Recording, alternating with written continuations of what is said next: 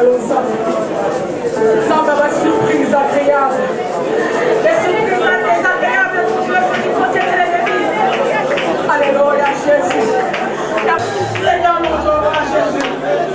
Comme Josué, si tous les hommes veulent nous reculer, moi délivrer ma maison, nous servirons l'Éternel. Nous ne baisserons pas les mains. Parce que nous connaissons que tu es pour Jésus. Si d'autres vont fermer la bouche pour les pas d'adorer Jésus, moi avec mes frères avec mes petits mots, Seigneur, j'ai t'adoré, mon Dieu. Alléluia, Jésus. Alléluia, Seigneur, mon Dieu. Seigneur, notre Dieu. Alléluia.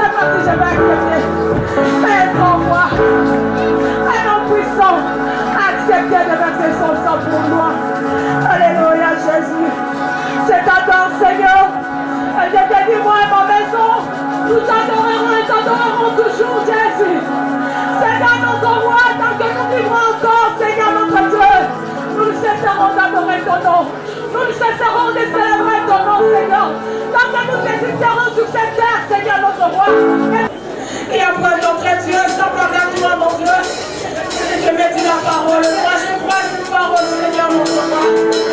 Alléluia. Merci, Jésus. Alléluia, Seigneur, mon roi. Tu es saint, mon Dieu. Tu es Dieu de tout sang, papa. Alléluia.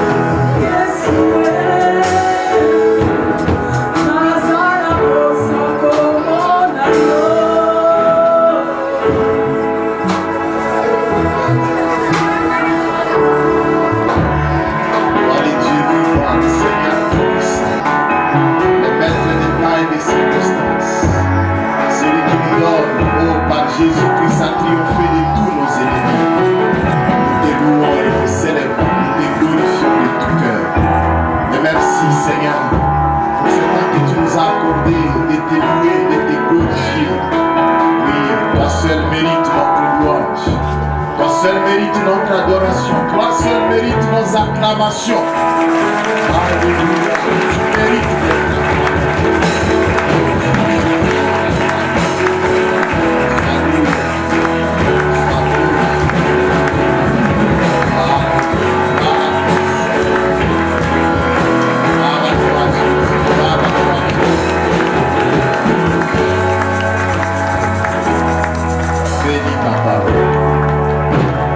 d'être à progresser avec toi.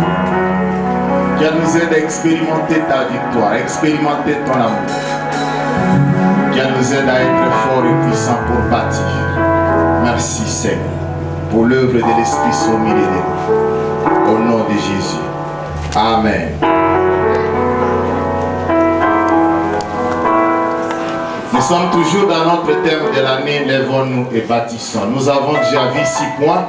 Ce matin, nous abordons le 7e point, les ennemis de la construction et leur stratégie. Les ennemis de la construction et leur stratégie. Je vous invite à ouvrir vos Bibles dans Néhémie chapitre 4, le verset 1 à 6. Néhémie chapitre 4, le verset 1 à 6. Je vais lire.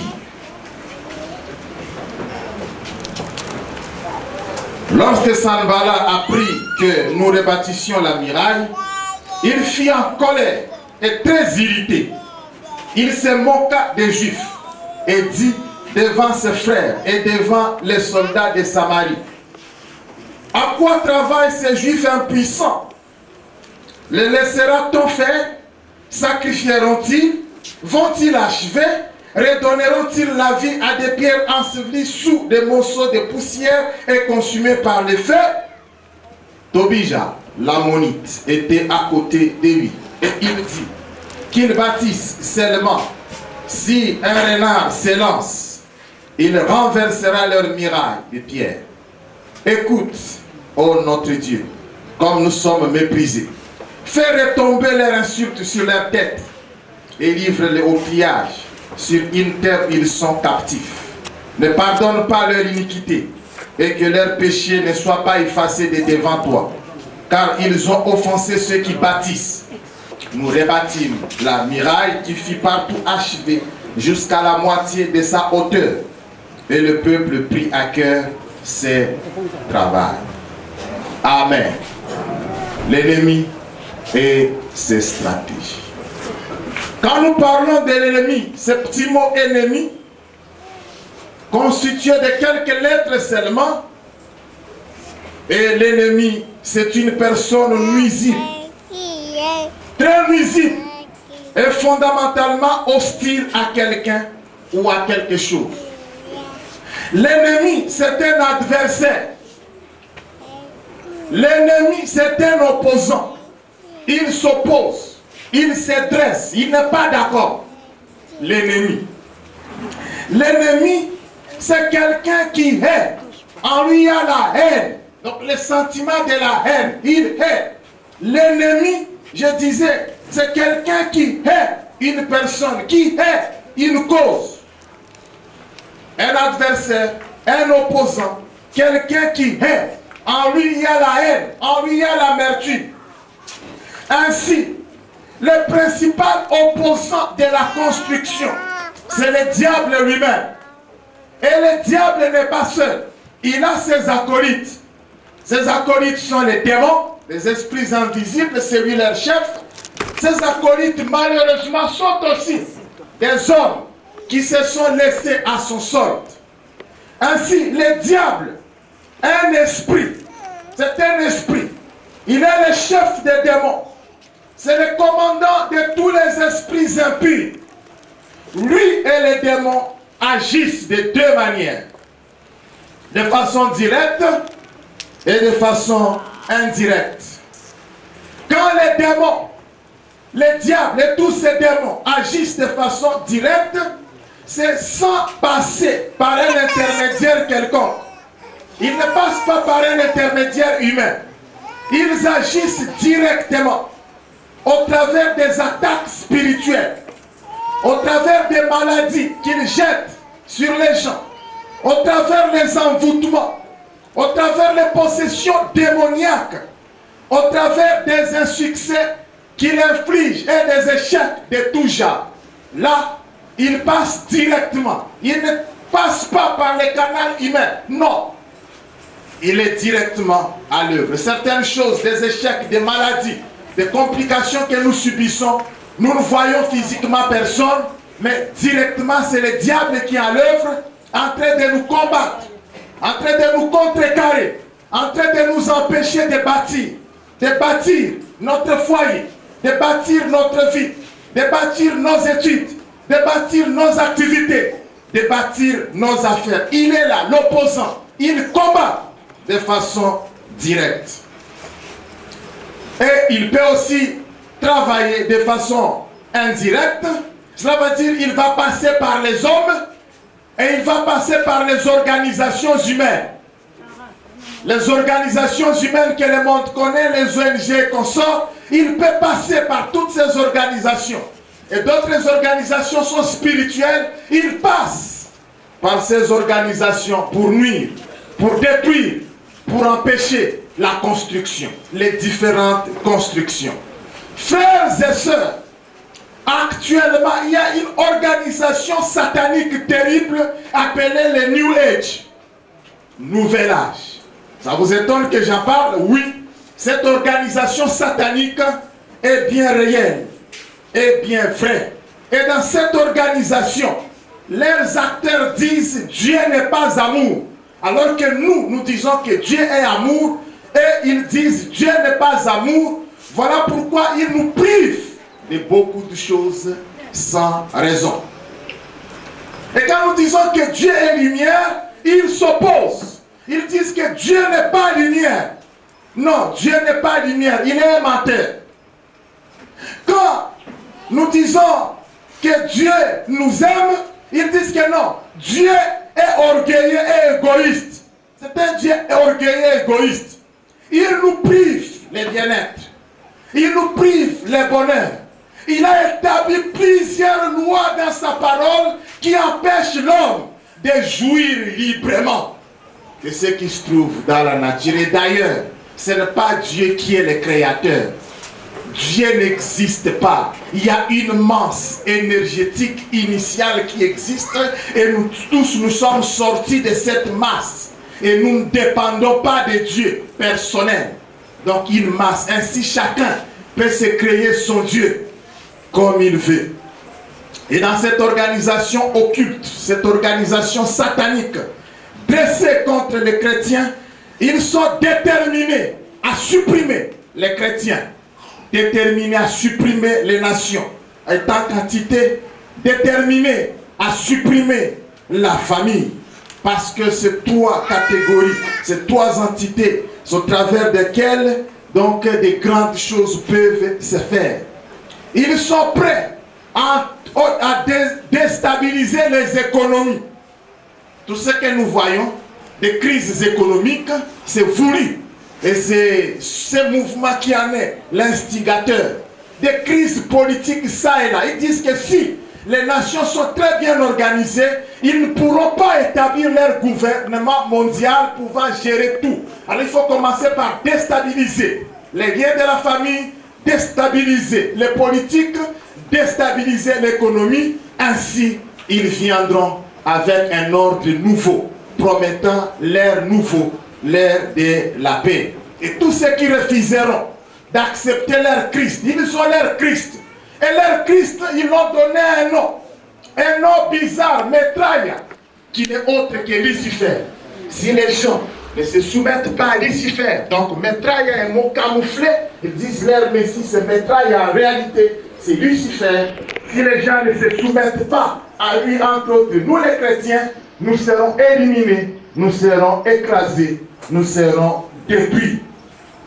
Et il faut purifier le monde des chrétiens. Nous les chrétiens, nous constituons un obstacle pour faire avancer les causes. Un gouvernement mondial de paix avec une bonne politique, une bonne économie, c'est nous les chrétiens qui constituons l'entrave.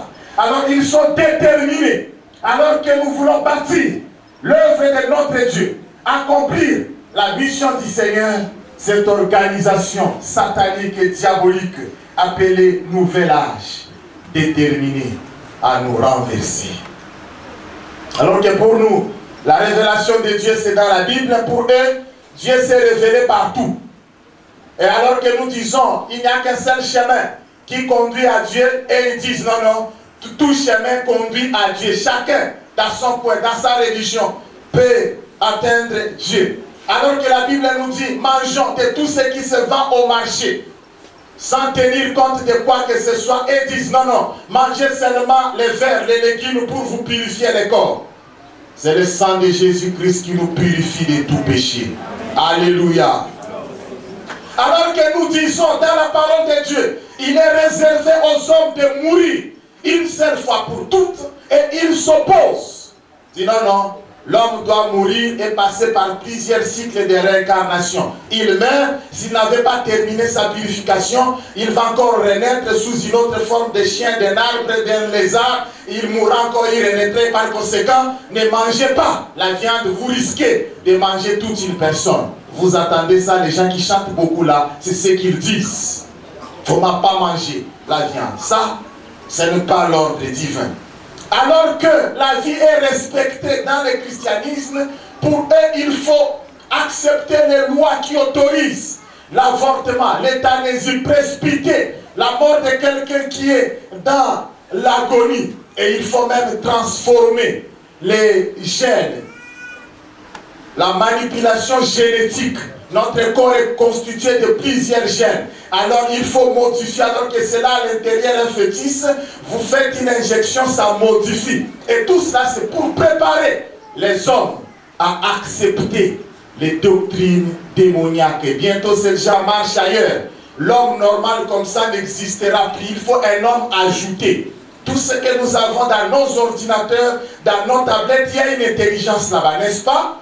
Qui nous permet de faire des recherches, beaucoup de recherches, capacité d'emmagasiner beaucoup de choses. Au lieu d'avoir ça portatif comme ça là, on prend juste une piste, on vous met dans le corps. Et partout vous êtes, vous avez l'intelligence de l'ordinateur en vous. Et vous pouvez réfléchir. Tout ce que nous faisons avec l'ordinateur, vous ne dépendrez plus d'un ordinateur externe. Tout sera en vous. Ainsi, l'homme deviendra un super homme, très intelligent, plus que Dieu. Tout ça, c'est démoniaque.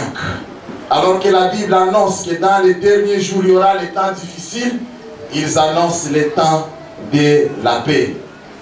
Alors que la Bible condamne l'homosexualité, tout ce que nous voyons, le lesbianisme, les femmes qui se prennent entre elles, les hommes qui se prennent entre eux, avec les animaux. Et ce mouvement se soit introduit dans des églises. Et là, c'est venu dans ce monde-là, dans cette organisation satanique qui s'oppose à ce que le christianisme est en train de bâtir véritablement par rapport à la parole de Dieu. Voilà, le diable et son organisation. Et nous sommes guettés par cette organisation. L'ennemi veut nous détruire.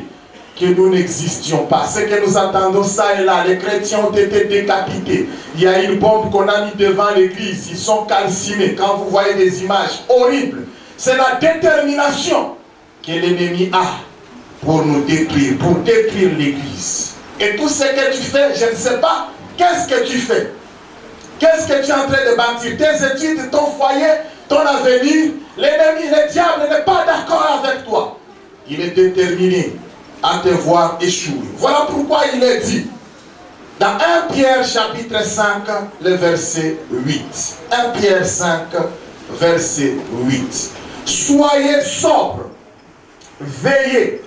Votre adversaire, le diable, rôde comme un lion rugissant, cherchant qui il dévorera.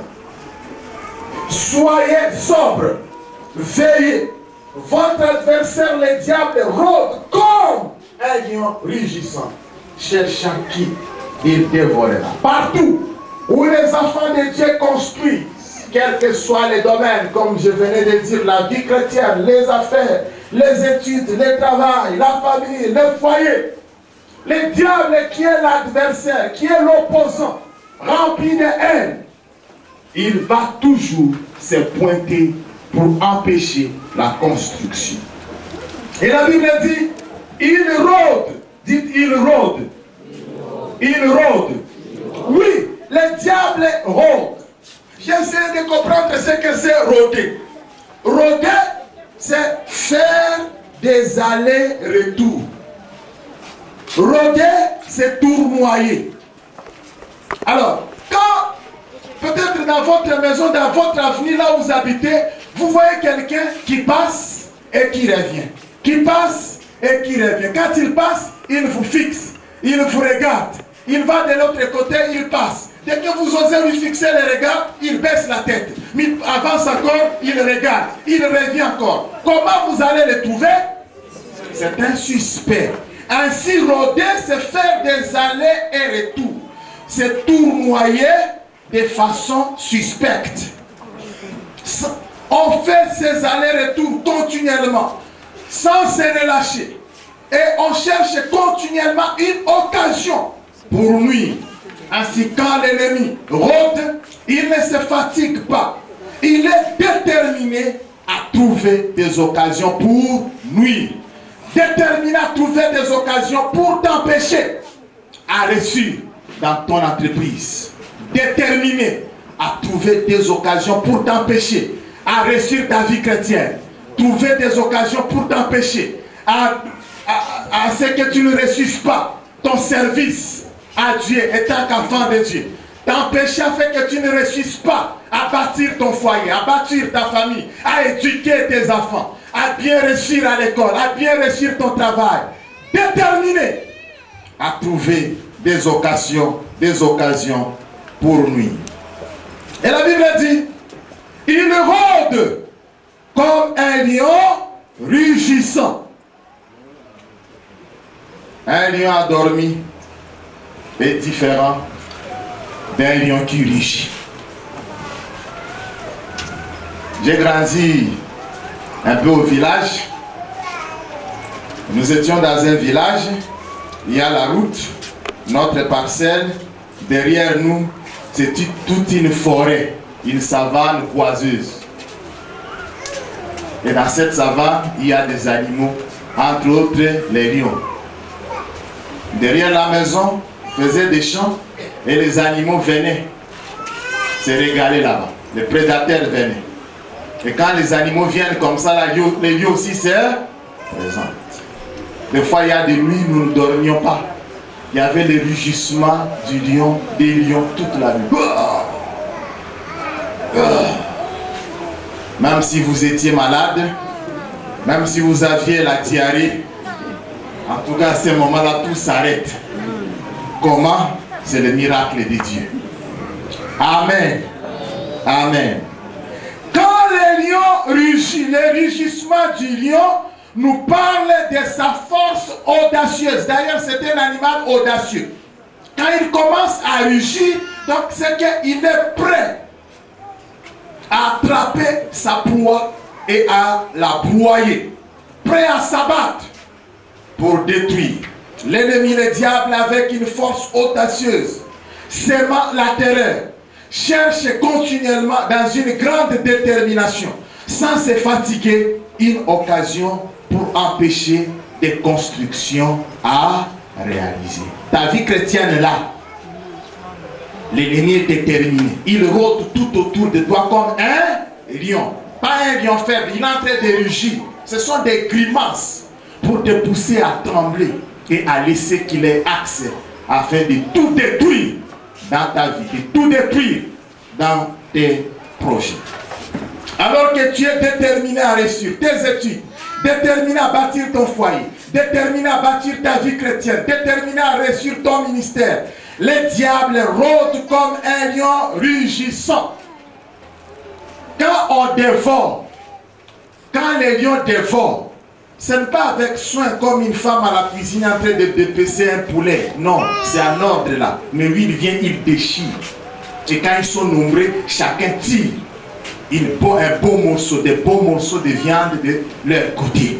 Chacun de son côté. Ainsi, les lions qui rôdent tout autour de toi, ce n'est pas pour te faire la paix. Dès qu'ils trouvent une occasion, ils détruisent, ils saccagent. il nuit énormément. Mais cependant, frère, je voudrais vous rassurer ce matin. Il y a des gens qui n'échoueront jamais. Il y a des gens qui sont appelés au succès. Il y a des gens qui sont appelés à la réussite.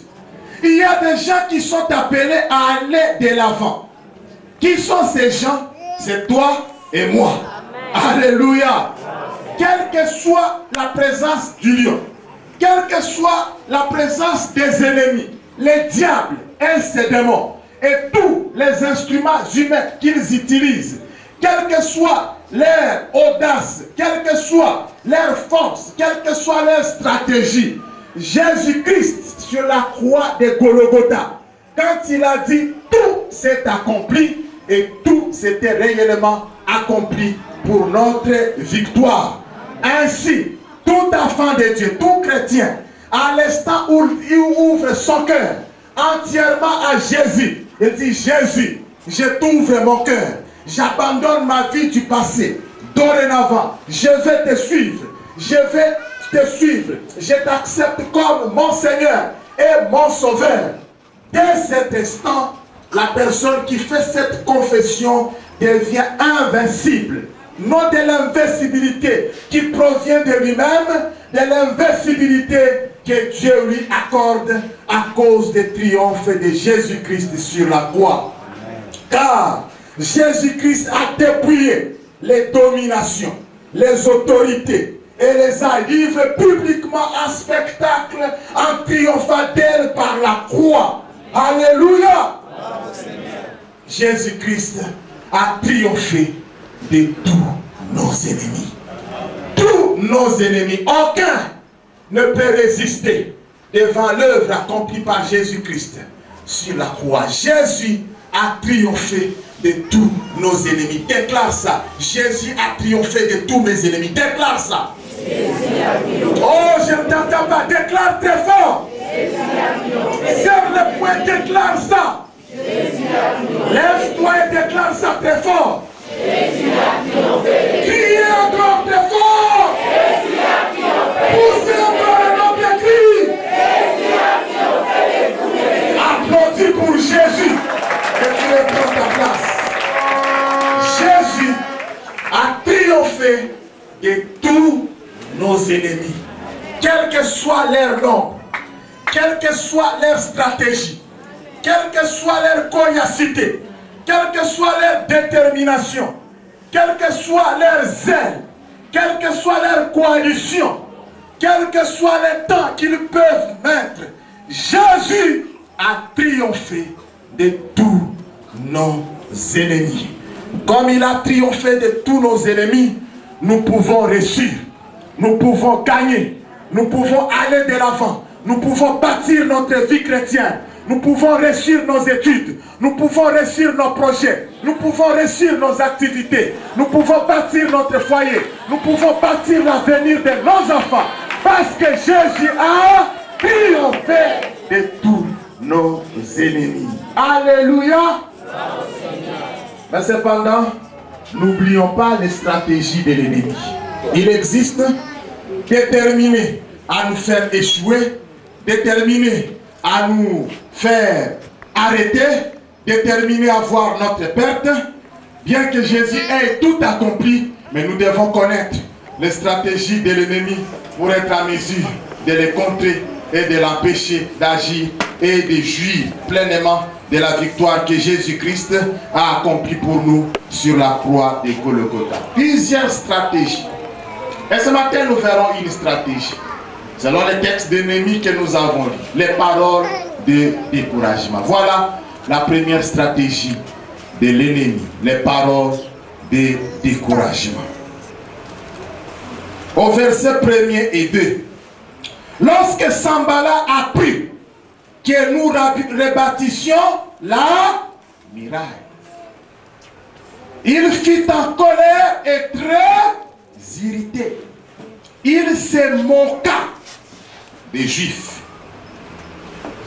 Il dit à ses frères et devant les soldats de Samarie. Il est en colère, il est fâché quand il a appris Frère, il y a des choses, quand nous les faisons, elles ne peuvent pas être cachées.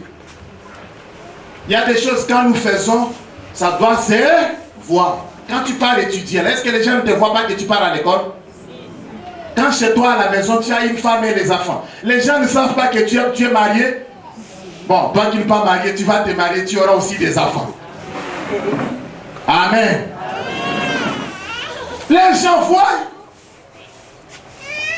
Quand tu es discipliné là, celui-là, c'est un enfant de Dieu. Les gens voient. C'est comme ça qu'on avait reconnu Pierre. Toi là, ton langage démontre que tu as été avec Jésus. Il faisait tout pour nier, pour camoufler.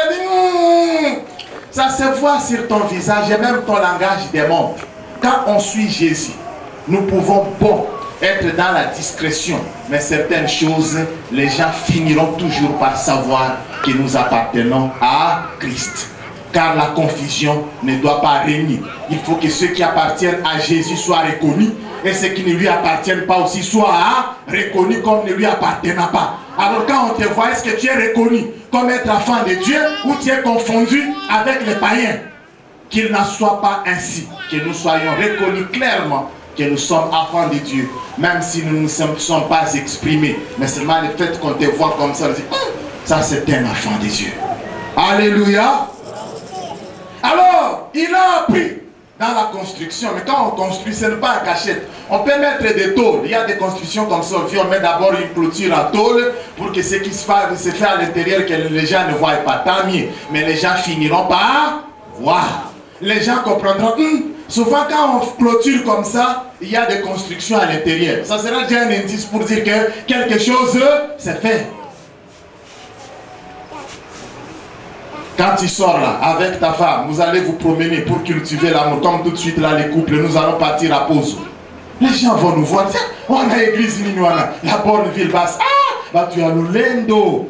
Il va faire un andaku. Voilà encore comment ils gaspillent l'argent. C'est comme ça qu'ils vont nous dire, ils gaspillent l'argent. Oui, pour construire, il faut gaspiller l'argent. Il faut gaspiller le temps, il faut gaspiller l'énergie. Alléluia. Alors, Sanballat apprend que le temple qui était détruit il y a 70 ans restait en ruine. C'est vrai, Zorobabel est venu, il a construit la partie intérieure, la maison proprement dite, mais la muraille n'est pas encore construite. Mais il y a les gens qui viennent pour la rebâtir. Dès qu'il apprend comme ça, il est en colère, il est fâché. Frère, il y a les gens, même si tu achetais seulement un vélo, je suis allé très loin, un poulet. J'ai vu, on a soldé les poulets hier au marché, 2500. Un carton, 2500. Ça c'est un goy, 2500. Ah bon, 2500. Je me suis posé la question, ça il y a bien. Oh, il y a compliqué. Quand les prix baissent comme ça, il faut toujours vérifier, n'est-ce pas? Gloire soit rendue au Seigneur, nous avons nos services spécialisés qui s'occupent de toutes ces choses pour que les Congolais ne consomment pas ce qui est mauvais. Gloire au Seigneur. Amen. Même les petits poulets là, il faut préparer ça en cachette. Ceux courent qui payent ça en bamboulara kati. Même ceux du Missi Moulungue Moulingakuna. Sinon, c'est un problème. Pour dire que tout ce qu'un enfant de Dieu fait, tant soit peu, même si c'est ce que tout le monde fait normalement, parce que toi tu appartiens à Jésus, le peu que tu fais là, ça va susciter la haine et la colère de l'ennemi contre toi. La petite télé que tout le monde achète, ce n'est pas un problème. Dès que toi tu achètes, la haine de l'ennemi va s'activer contre toi. L'ennemi nous hait. Dès que Sanballat apprend que les Juifs étaient en train de rebâtir la muraille, il est en colère, il est fâché, très fâché. Ces gens, qu'est-ce qu'ils veulent nous montrer? Qu'est-ce qu'ils veulent encore? Et qu'est-ce qu'il va dire? À quoi travaillent ces Juifs impuissants? Ils viennent d'arriver, ils sont impuissants. Qu'est-ce qu'ils font? Est-ce qu'on va les laisser faire? Est-ce qu'ils vont sacrifier dans leur temple là? Ils ne vont même pas sacrifier. Est-ce qu'ils vont achever? Ils viennent de est-ce qu'ils ont la force, ils ont l'argent, ils ont les moyens pour achever. Vont-ils achever? Est-ce qu'il faudrait donner la vie à des pierres enseveries sous des monceaux de poussière et consumées par le feu? Là, c'est Sambala qui parle à ténor. Son complice, Tobija, va reprendre en solo. Qu'ils bâtissent seulement. Si un renard se lance, il renversera leurs murailles de pierre. Ils ne savent même pas construire. Quand ça va arriver au niveau de l'étau, ça va s'écrouler. Il suffit qu'un petit vent souffle dessus, terminé, fini l'histoire. Laissez-le. Et tout ça, ce sont les paroles de découragement. Les paroles de découragement. Toi qui n'as rien, est-ce que tu peux faire étudier ton fils et ta fille à l'université? Oui, Nambongo ya matungulu akotanga akosilisa. Nambongo ya ba biscuit devant porte akotanga akosilisa. J'ai vu ça. Alléluia. Nous avons un de nos pasteurs à Kipese. Il a bâti un grand temple avec l'argent de Matungulu et de Chikwang que nous achetons sur la route là. Ce sont ces fidèles. Ils vendent, ils apportent. Mon frère est témoin, n'est-ce pas? L'argent de quoi? Matungulu Kwanga. C'est tout. Ils ont bâti endurable. Sur les images de net, je viens grand, un jeune homme, docteur, je ne sais pas dans quel domaine, très fier, en toge. Mais il a présenté son père paysan, pied simple, qui avait payé ses études avec les fruits de son travail, des champs. Alléluia! Mais cependant, il y a les gens qui découragent. Ah! Toi là, vraiment, tu sauras.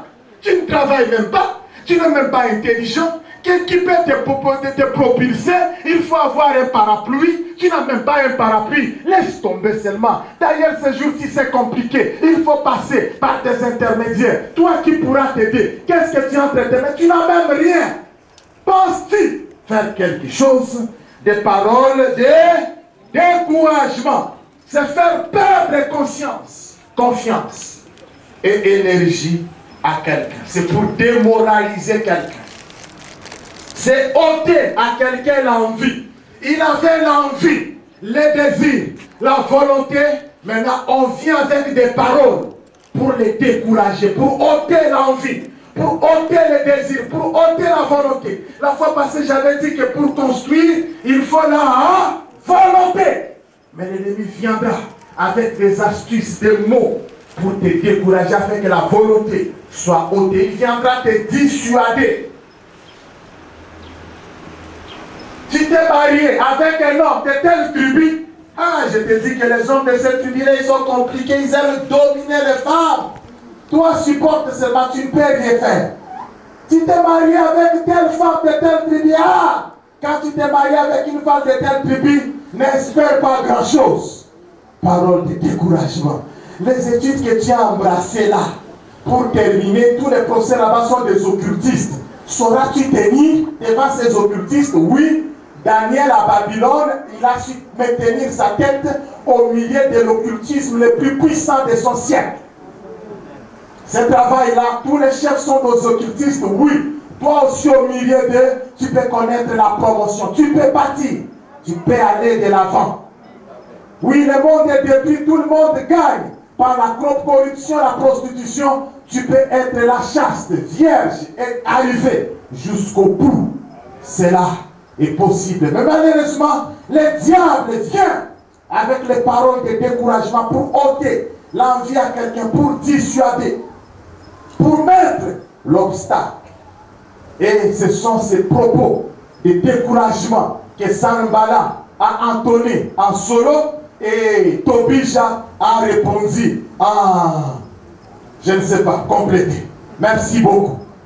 Des propos décourageants de Sanballat et de Tobija adressés aux Juifs. 6 propos.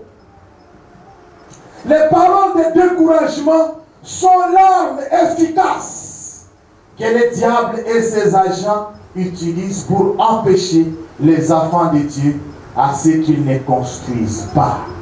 Juste les paroles. Il commence par les paroles. Et je vous dis que les paroles et le découragement sont une arme puissante. Bon, des fois il faut regarder les films de façon modérée. Mais il y a des gens ici esclaves des films.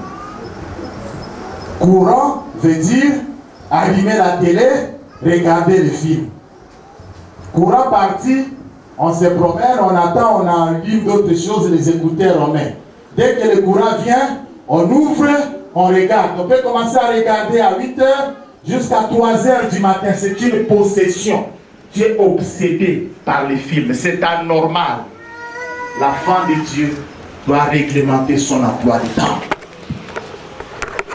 Toi qui es comme ça, là, captivé par la télé, c'est anormal. Même nos enfants, les dessins animés qu'ils regardent, ça doit être avec modération. Et comme moi aussi, je vois avec modération. Alléluia. Il y a cette série-là. Et finalement, cet homme, il a sa femme. Il y a aussi une esclave dans la maison. Mais la femme ne l'a jamais encouragé. Mais c'est cette esclave qui l'a toujours encouragé. Quelqu'un voit ça? Ah, ok, merci beaucoup.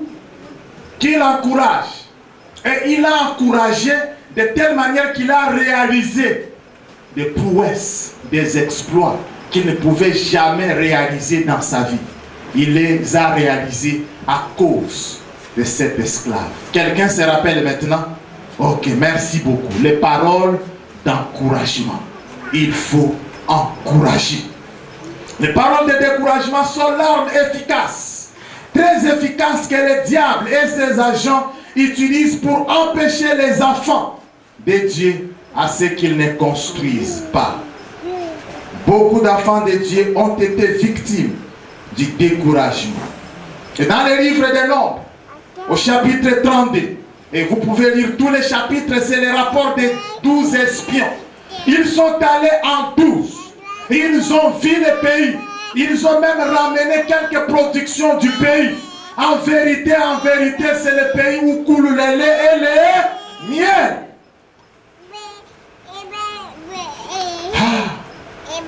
Il y aura juste un petit mot de 5 lettres. Mais,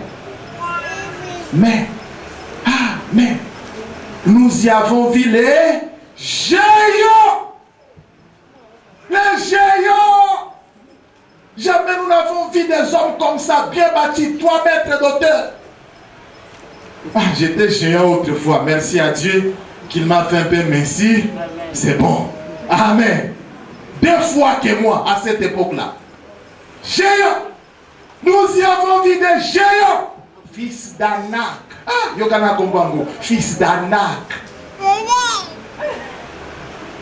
Nous étions à leurs yeux et à nos propres yeux que comme des sauterelles.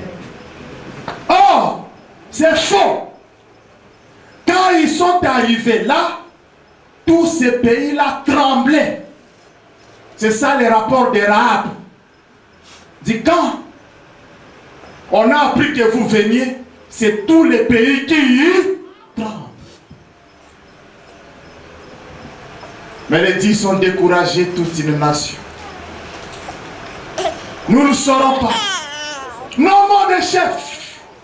Retournons en Égypte. Oh, nous étions là, Pharaon. Nous avons fait tout ce qu'il faisait, 430 ans d'esclavage. Nous sommes sortis. Mais c'est Dieu qui nous ordonne d'aller. Nous avons sa parole d'honneur. Mais comment vous osez nous dire rentrons? Non, non, non, non. Il décourage. Non. Ils vont nous broyer. Ils vont nous avaler comme un homme peut avaler, broyer dans sa bouche. La sauterelle. Non. Retournons en Égypte. Ils ont découragé. Dit cette nuit-là, tout le monde a pleuré. Les gens pleuraient dans chaque case. Les gens pleuraient. Moïse, tu nous as menés ici, Moïse. Ce n'est pas notre papa Moïse là-bas. Lui, c'est un bon papa. Il est fort. Quand il pousse derrière un dossier, vous allez de l'avant. Si on vous confie entre ses mains, soyez sûr qu'il va vous bousculer pour aller de l'avant. Il ne décourage pas. Mais Les autres là, ils se sont plaints contre leur Moïse. Ah Moïse, toi vraiment tu nous as fait sortir de l'Égypte, toi aussi. Ils ont pleuré. À cause de quoi? Des paroles de découragement. Dieu était fâché. Les 10 espions, il va les tuer. Dieu les a, ce n'est pas le diable qui les a tués. Dieu les a tués. Quelqu'un qui a les paroles de découragement, Dieu peut les tuer. Attention avec nos paroles. Voilà pourquoi nous avons prêché sur les exhortations. Tu décourages les gens qui sont dans la voie de Dieu, Dieu risque de te tuer. Faisons attention. Dieu va les tuer. Il va tuer les 10. Ils ont laissé des veuves. Ils ont laissé des orphelins. Vous voyez? Alors, les hommes, finalement, qui se sont entêtés, quand le verdict de Dieu était tombé, dit Moïse, dit au peuple, de la même manière que les espions ont fait 40 jours pour explorer le pays de la promesse, alors vous aussi dans ce désert, vous ferez 40 ans. Il venait déjà de faire 2 ans, donc il faut encore ajouter 38 ans. Et quand ils ont appris, ah, non, nous irons maintenant combattre. Moïse a dit non, n'osez pas. Le verdict de Dieu est déjà tombé. 40 ans dans ce désert. Le découragement conduit à perdre le temps, pousse les gens à marcher sur place au lieu d'avancer. Et là, le diable est très content. Alors, ces hommes qui s'entêtaient pour aller quand même combattre, Moïse a dit, si vous allez combattre, allez vous-même. L'arche de Dieu ne partira pas avec vous. Pour dire que la présence de Dieu ne sera pas avec vous dans ces combats. Ils sont allés, on les a battus. 36 hommes sont tombés. Ils ont tourné le dos à leur adversaire. 36 peut-être plus que ça, je n'ai pas vérifié. Ils sont tombés. La mort des hommes qui s'entêtèrent après le verdict de Dieu sont tombés. 40 ans d'errance dans le désert, quelle perte! 40 ans. Quelle perte! Dont les gens ont vieilli dans ce désert-là, le temps nécessaire qu'ils devaient entreprendre et faire de grandes réalisations dans le pays de la promesse, tout ce temps épuisé dans le désert. Le découragement te conduira, peut me conduire à perdre le temps dans la construction, dans mes études, dans mon foyer, dans ma vie chrétienne, dans mon ministère. Ah, est-ce qu'au Caucagène, il faut au Caucagène, le mois de mars, nous aurons plusieurs jeunes. Les mamans auront leurs jeunes, leur retraite. Toute l'église aura aussi sa retraite, la fameuse retraite annuelle, très importante. Ah, yo peut beau, il y a pas chic. Est-ce qu'au Coca retraite, parole de découragement. Tu perdras le temps. Et pendant les 40 ans, dans le désert, 600 000 hommes qui étaient recensés, seulement les hommes, sans compter les femmes, sont tombés. Pour dire que chaque année, 15 000 personnes mouraient. Comme une année à 12 mois, 15 divisé par 12, c'est que ça fait 1250 personnes qui mouraient chaque jour. La moyenne, 1250. Mais c'est trop, Dieu c'est trop. Oui, c'est trop parce que parmi vous, il y a les gens qui sont venus avec les paroles de découragement. C'est comme ça, quand David est allé se battre avec les Philistins, dans 1 Samuel 17, 32, il a dit que personne ne se décourage à cause de ces Philistins. Il fuyait. Dès que les Philistins se présentaient, le matin il fuit, le soir encore il fuit. Dès qu'on voit les Philistins, les grands Goliath. Mais quand David l'a dit, oh non, ne vous découragez pas. Aujourd'hui son sort, il saura, tout le monde saura que nous sommes avec Dieu. Alléluia. Jérémie, Dans Jérémie 38, verset 4. Nous allons prendre cette Jérémie Timura. Frères et sœurs, décourageons ce qui est mauvais. Décourageons la vie du péché. Décourageons tout ce qui s'oppose à l'ordre divin. Mais encourageons ce qui est bon, ce qui est juste, ce qui est constructif, ce qui corrobore avec la parole de Dieu.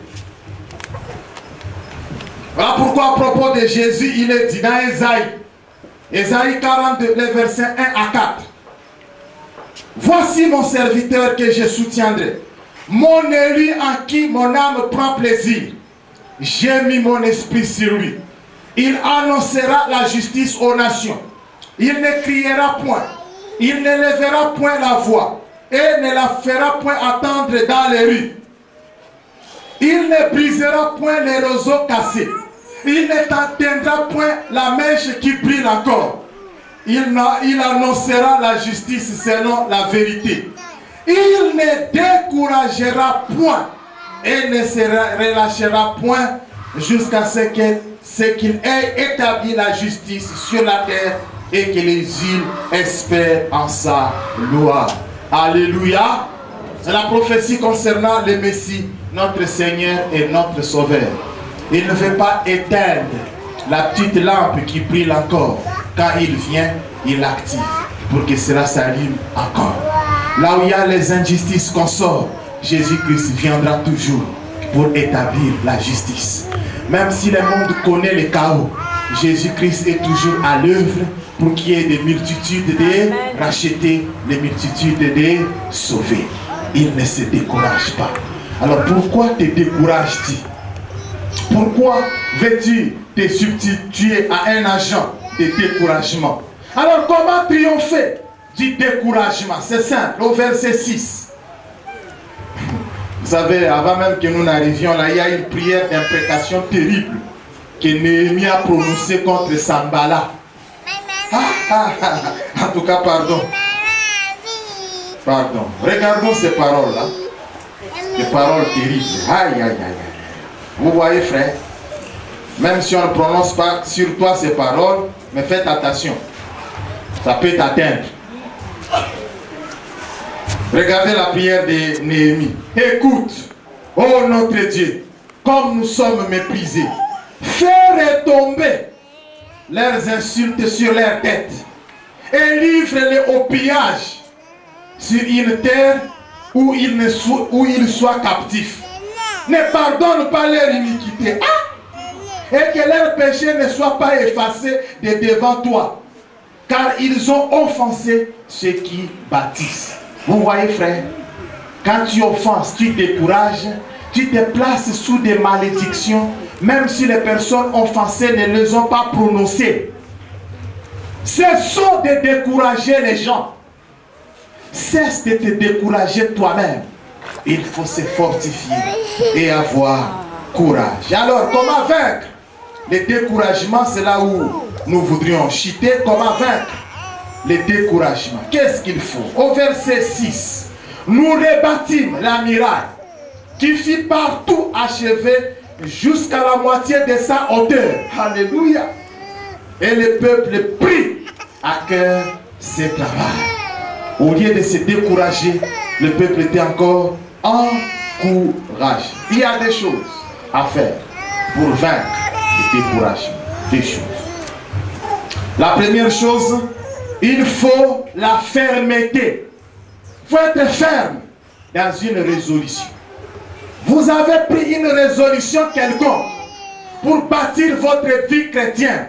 Chaque jour, je me réveillerai à 2 h du matin pour prier. Tu veux bâtir ta vie chrétienne, avoir l'onction, la puissance, n'est-ce pas? Chaque jour, je vais lire la parole de Dieu, telle que l'Église nous l'a ordonnée. Sois ferme. Il faut la fermeté. Dans nos résolutions, nous devons être fermes. La fermeté, c'est le sentiment même de détermination. Il faut être ferme.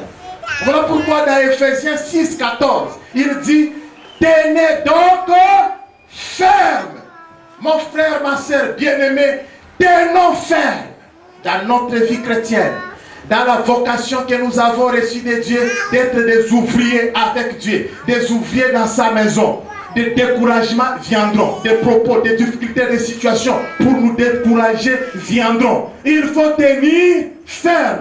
Des fois, c'est une visite des frères que tu n'as pas reçue. Des fois, c'est une assistance que tu attendais que tu n'as pas reçue. Des fois, ce sont tes côtes qui ont été oubliées. Tu es un ajourné. Tiens ferme. N'abandonne pas. Tenons ferme. Tenez donc ferme. Dans 2 Samuel, chapitre 10, le verset 12, la Bible déclare: sois ferme et montrons du courage pour notre peuple et pour les fils de notre Dieu, et que l'Éternel fasse ce qui lui semble bon. Ce sont des soldats, ils sont dans la guerre. L'ennemi avance, la troupe ennemie avance, bien aguerrie, armée jusqu'au temps. C'est de l'armée d'Israël, Joab, le chef de l'armée, les autres, quand ils les ont vus, il a regardé, écoute, mes frères, quel que soit ce que nous voyons, soyons fermes, montrons du courage, quel que soit ce programme de New Age pour effacer les chrétiens, quel que soit le programme de tes oncles, tantes, que sais-je encore, sorciers, quel que soit le programme de ton chef dans ton lieu de travail, quelle que soit la détermination de ces professeurs qui ne connaissent pas Dieu pour te faire écrouler, sois ferme. Montre du courage. Alléluia. À cause de ce que tu veux réaliser. À cause de ce que tu veux atteindre. Il y a l'inflation. Les marchandises ne se vendent plus comme il faut. Il y a la crise mondiale, le coût du pétrole a baissé et nous sommes influencés nous aussi par cela. Soyons fermes. Tu as perdu l'emploi, le travail ne paye plus comme cela se doit. Sois ferme et montrons du courage. Peuple de la bonne ville basse, soyons fermes. C'est la fermeté qui manque, cette détermination. Et le Seigneur nous appelle à cette fermeté, à ce courage. C'est de cette manière, quel que soit ce que nous sommes, nous irons très loin. Et dans Ésaïe 26, 3, à celui qui est ferme, je reprends Ésaïe 26, 3, à celui qui est ferme dans ses sentiments, tu assures la paix parce qu'il se confie en toi. Restons fermes. Courage, courage. Celui à qui nous avons cru nous aidera. Nous bâtirons, nous achèverons. Alléluia. Soyons